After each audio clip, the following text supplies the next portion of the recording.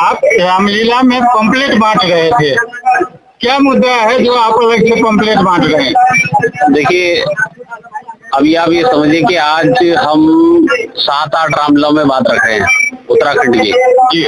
कल भी हमने अभी तक आज चौथा दिन है, कम से कम 12-13 रामलीला में बात रखते हैं। अब मुद्दा क्या है कि उत्तराखंडी लोगों को घर वापसी करना है, लेकिन ये जो उत्तराखंड के लोग हैं जो 1972 से माइग्रेशन करते हुए दिल्ली आ रहे हैं और उत्तराखंड खाली हो रहा है, तो घर वापसी कैसे होगा? तो ये जो मुद्दा है 5वीं अनुसूची, भारत के संविधान में जो पहाड़ी लोग होते हैं उनको ट्राइबल का दर्जा दिया जाता है, और उत्तराखंड तो 1972 तक ऑन पेपर ट्राइबल था।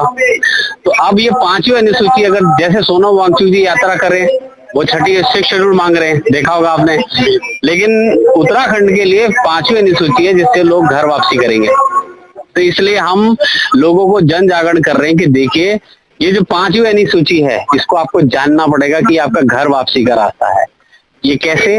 जैसे एग्जांपल लगाई गई, अगर 5वीं अनुसूची कल ही अगर उत्तराखंड के पहाड़ों में लग जाती है तो सबसे पहले 2.5 लाख परिवारों को वहां पे जंगल और नदियों से रोजगार मिलेगा।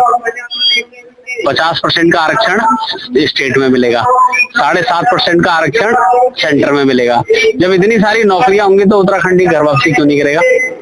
तो आप दिल्ली से उत्तराखंडियों को वापस ले जाना चाहते हैं? बिल्कुल, तो बहुत गलत बात है। नहीं, एक्चुअली क्या है कि देखिए, है तो भारत का नागरिक हम जी, लेकिन गलत बात ये भी तो है कि सरकार ने इतना मजबूर कर दिया हमें कि हमने अपना घर ही छोड़ दिया। 40-40, 30 साल तक हम लोग अपना घर ही छोड़ चुके हैं, और वापसी हम जाते हैं सिर्फ एक दिन छुट्टी मनाने, देवता पूजने, बस इसी के लिए जाते हैं। यहाँ से ले जाने के लिए आपके पास और क्या क्या प्लान है? देखिए, प्लान तो यही है कि सपोज कीजिए कि अगर ये 5वीं अनुसूची पहाड़ में लग जाती है जी, तो सबसे पहले तो पूरा पहाड़ ट्राइब के स्टेटस के अंदर आ जाएगा। तो ट्राइब स्टेटस मिलने से क्या फायदा होगा? मैंने पहले कहा कि नौकरियां जब वहां होंगी जी, तो लोग यहाँ से छोड़ के वहां नौकरी करने जाएंगे। अब एग्जांपल ले लीजिए कि जैसे कि वहां पे मैं बिहार में भी देख रहा हूँ, बहुत लोग वहां आंदोलन कर रहे हैं। किस लिए कर रहे हैं? कि बिहार के लोग यहाँ से अब बाहर नहीं जाएंगे, और जितने भी बिहार के लोग बाहर हैं वो वापस बिहार में आएंगे। इस टाइप का मैंने देखे कई लोग, इवन वहां पे प्रशांत किशोर भी इस टाइप की बातें करते हैं कि हमारे बिहार के लोग क्यों बाहर जाएं, उन्हें यही रोजगार मिलना चाहिए। तो हम भी कह रहे हैं कि उत्तराखंड के लोग बाहर क्यों आए, उनको वही रोजगार मिलना चाहिए थे। लेकिन सबसे गंभीर बात यह है कि आप ये पंपलेट तो दिखा रहे हैं, लेकिन साथ में अगर लगा रहे हैं, तो इसमें क्या समस्या है? अगर इसलिए है क्योंकि अभी तक जो आंदोलन आज मैं आपसे बात कर रहा हूँ, तो एक 91 मीटिंग हमने पूरे भारत में कर ली, और इन मीटिंगों के माध्यम से हमने लोगों को बताया कि आपकी मांग एग्जैक्टली क्या होना चाहिए। आपको पहाड़ में एक तरह से कवच चाहिए, एक भू कानून चाहिए, तो 5वीं अनुसूची से मिलेगा। तो अगर हम बोल रहे हैं कि चाहे आपको कुछ भी ले लीजिए, मूल निवास तो छोटी सी बात है, इसमें मिल ही जाता है, लेकिन असली बात है रोजगार की, तो इसी से मिलेगा। अगर हम इसलिए बोल रहे हैं क्योंकि देखो, अभी तक ये सारा का सारा ऑन पेपर है, लेकिन भारत सरकार के आगे जब तक आप मांग नहीं रखेंगे, भारत सरकार को जब तक आप सचेत नहीं करेंगे कि ये हमारी मांग है, तो भारत सरकार आपको देगी कैसे? ये जनता के खिलाफ है आंदोलन। अभी उस जनता के खिलाफ है जो सोई हुई है, वो जनता जो उत्तराखंड को छोड़ चुकी है, तो उनको घर वापसी करना होगा, और यही 5वीं अनुसूची है। जैसे सोनम वांगचुक 6वीं अनुसूची मांग रहे हैं, हम 5वीं अनुसूची मांग रहे हैं पिछले 1.5 साल। बहुत बहुत धन्यवाद, थैंक यू सो मच। जितने भी उत्तराखंड के लोग हैं उनसे हम अपील कर रहे हैं, एक बार गौर को सुनिए, ये बात क्या है। भगवान राम, तो पिछली बार भी मैंने कहा था कि भगवान राम 14 वर्ष का वनवास काट के चले जाएंगे, और वो अपने अयोध्या चले जाते हैं 14 वर्ष का वनवास काट के। ये उत्तराखंडी लोगों का वनवास क्यों नहीं खत्म हो रहा है? ये यही पिछले 50 साल से माइग्रेशन कर करके दिल्ली आ रहे हैं, लेकिन उत्तराखंड नहीं जा पा रहे।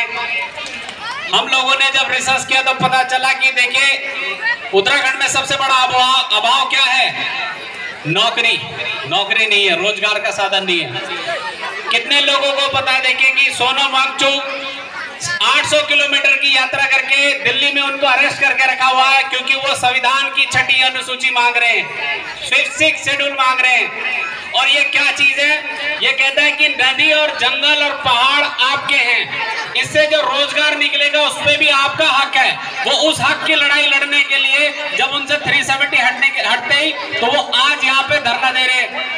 और जब हमसे 1972 में 5वीं अनुसूची छीनी गई, मैं अपने बुजुर्ग लोगों को कहूंगा शायद उनको भी नहीं ये जानकारी होगी कि 5वीं अनुसूची जब जंगल और नदी के अधिकार हमारे पास थे, ये छीने गए थे, तो हमने 1972 में बजाय आवाज उठाने हमने उत्तराखंड छोड़ना स्टार्ट कर दिया, क्योंकि नदियों और जंगलों से रोजगार जो हमें मिलता था वो सब खत्म हो गया।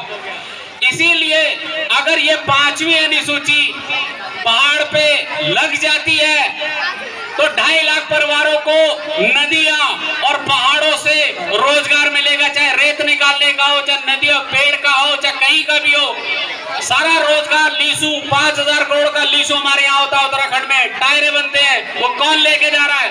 वो सारा हमारे उत्तराखंड के लोगों को वही मिलेगा। और 50% का जो रिजर्वेशन है पहाड़ी लोगों को पहाड़ में मिलेगा, 7.5% का सेंटर में मिलेगा। अब मुझे बता दीजिए, ये 5वीं अनुसूची 5th शेड्यूल पहाड़ में लगनी चाहिए कि नहीं लगनी चाहिए, जो हमें रोजगार देगा? बताइए, क्या उत्तराखंडी इस बार तैयार है घर वापसी के लिए, इसको लागू कराने के लिए? बोलिए, हाथ उठाइए, क्या इसको लागू करना चाहिए उत्तराखंड में? बस यही एक सहारा हम लेने आए हैं। 22 दिसंबर को जंतर मंतर पे जितने उत्तराखंडी हैं पहुंचिए, और इस बार उत्तराखंडी मूल निवासियों की संसद जंतर मंतर में लगने वाली है। वहां से एक बिल पारित होगा और हमारे मुख्यमंत्री धामी जी को भेजा जाएगा कि ये कानून हमारे पहाड़ में लगा दो और हमें घर वापसी करवा दो। ये घर वापसी का मुद्दा है। और जो हमारी बेटियां हैं, चाहे किरण नेगी के साथ जो घटना हुई है, चाहे अंकिता भंडारी के साथ जो घटना हुई है, अगर एसटी कानून पूरे पहाड़ को जिस दिन ट्राइब का स्टेटस मिल जाएगा इस 5वीं अनुसूची के माध्यम से, तो हमारी बच्चियों के साथ जो हुआ है एक सुरक्षा कवच एसटी कानून के माध्यम से मिल जाएगा। तो सब कुछ, चाहे भू कानून हो, मूल निवास हो, रोजगार हो, एसटी कानून हो, सब कुछ इस 5वीं अनुसूची से मिलने वाला है। तो तैयार हो जाइए, 8 साल के अंदर ये 5वीं अनुसूची पहाड़ लगेगी और हम लोग उत्तराखंड की तरफ जाने वाले हैं। बहुत बहुत धन्यवाद।